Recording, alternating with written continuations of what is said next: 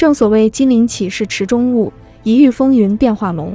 有些人的一鸣惊人，其实只是需要一点点机遇的助力，便一切水到渠成了。东汉的班超就是这样的人。班超是东汉时期杰出的军事家、外交家。从汉明帝末年开始，他带领36骑，在无任何财力、人力支援的情况下，几乎以一己之力在西域对抗北匈奴势力。最后在1000余名援军的支援下，平定了广袤的西域，为大汉王朝建立了不朽功业，让自己成为千古传颂的民族传奇。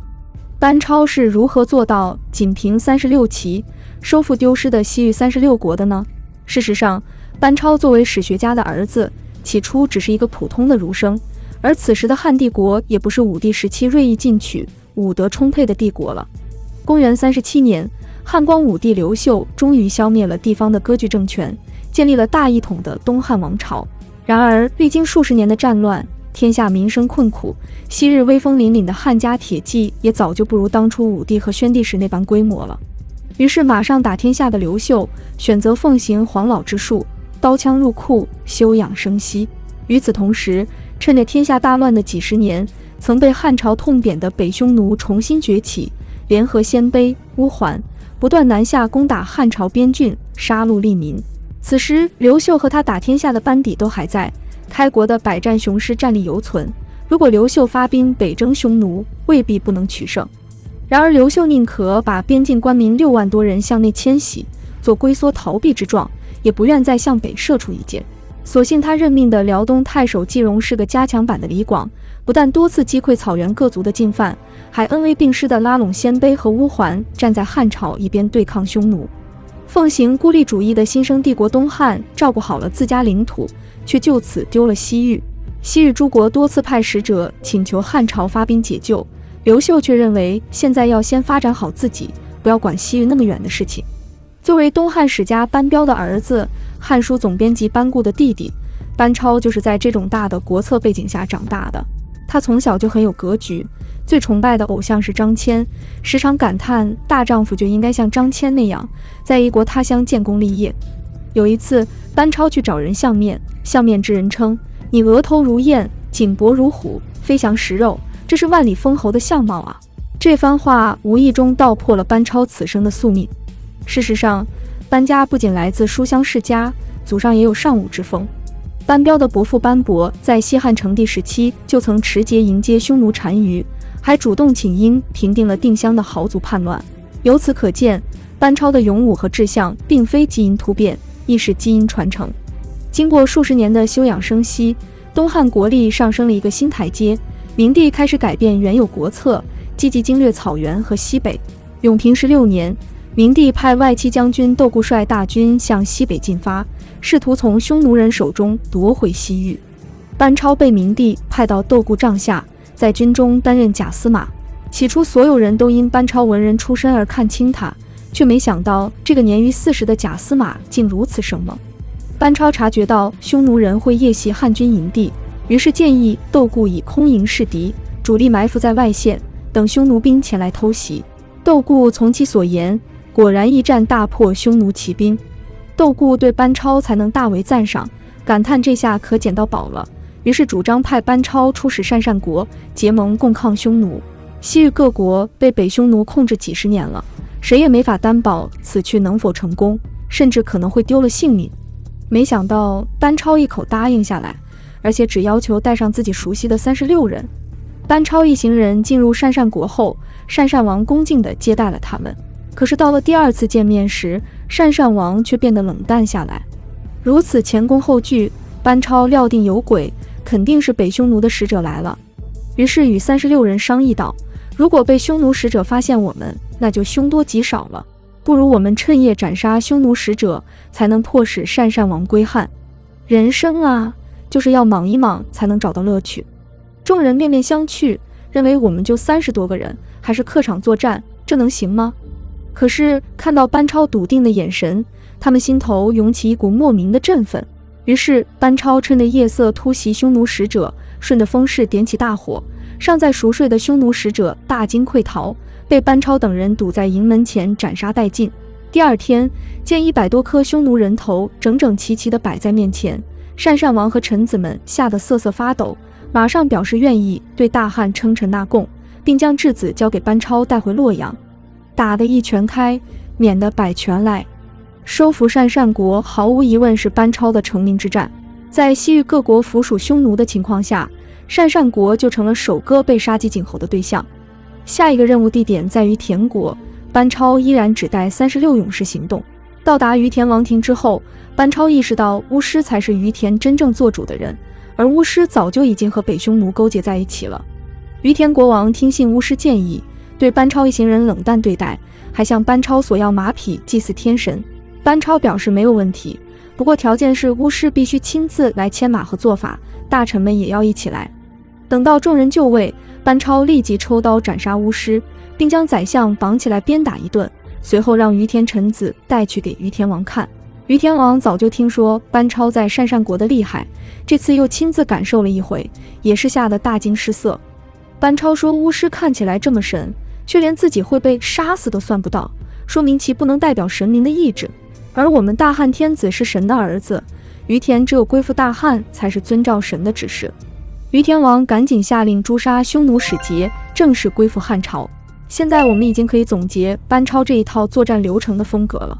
作为一支36人的精英小队，他只需找准当前问题的死穴，精准打击，就能起到4两拨千斤的作用。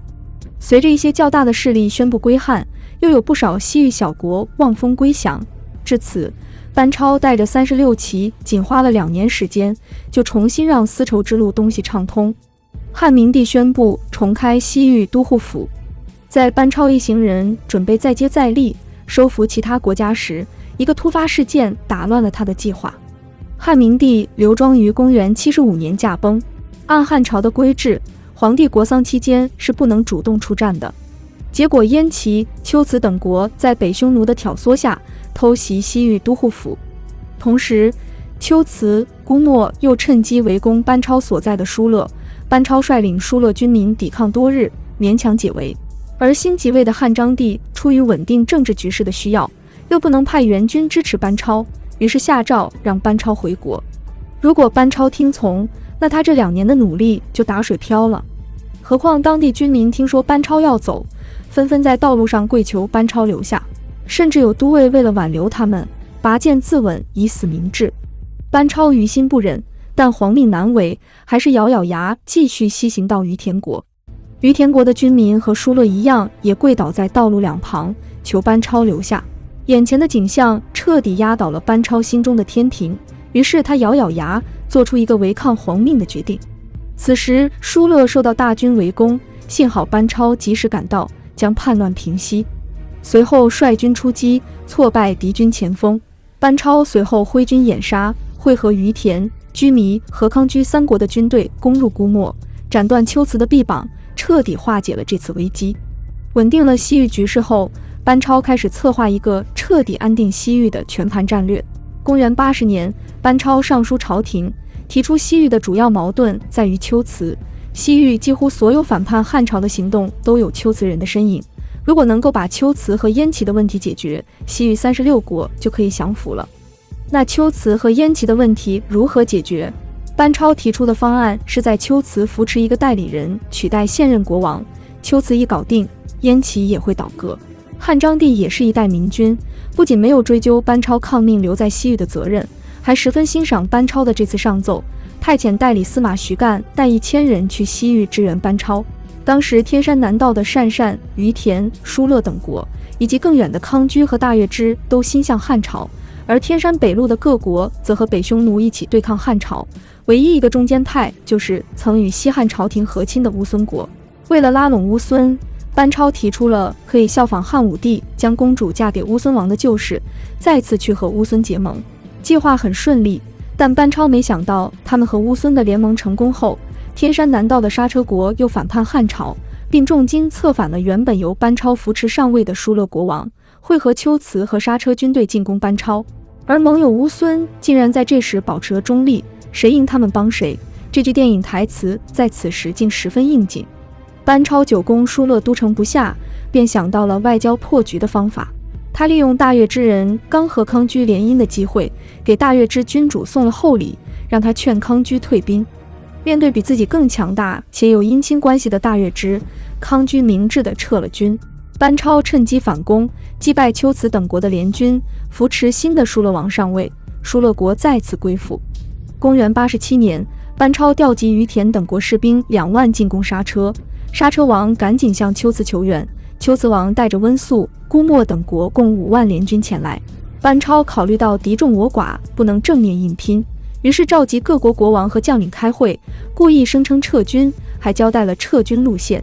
班超这样做是给之前抓住的龟兹细作看的，之后还故意放松对这些人的管控，让他们能够逃回去报信。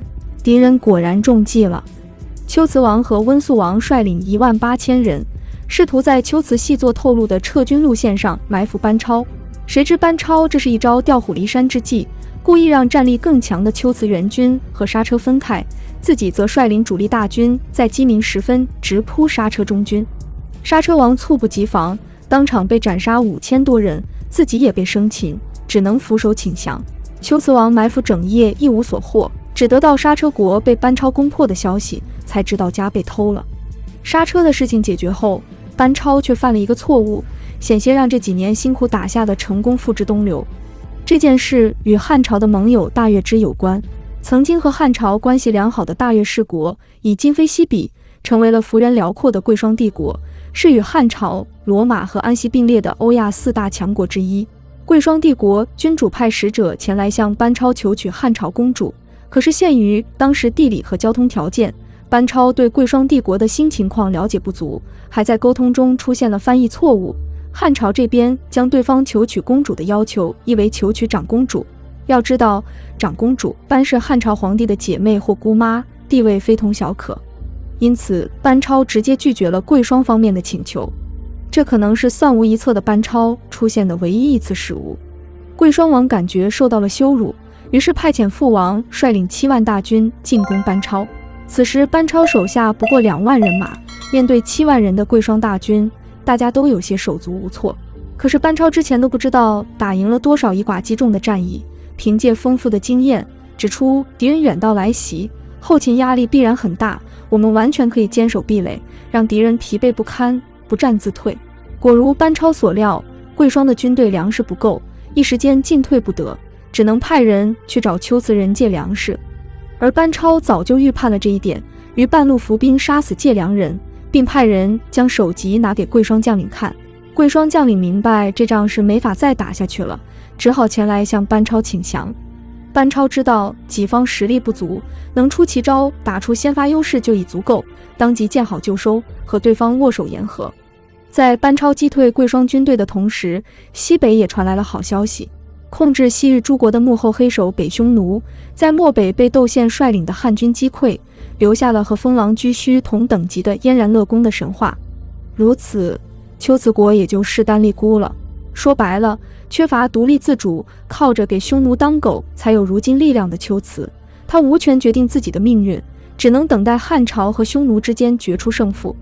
随着最大靠山北匈奴被击垮，龟兹内部逐渐分崩离析。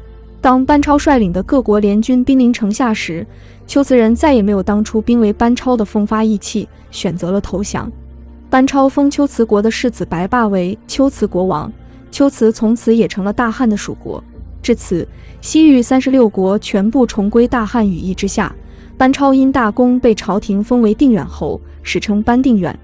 他在西域发展生产，善待百姓，严明号令，不对西域36国的事务加以过多干涉。对于更远的乌孙、康居和贵霜帝国，班超也尽力与之保持友好的外交往来。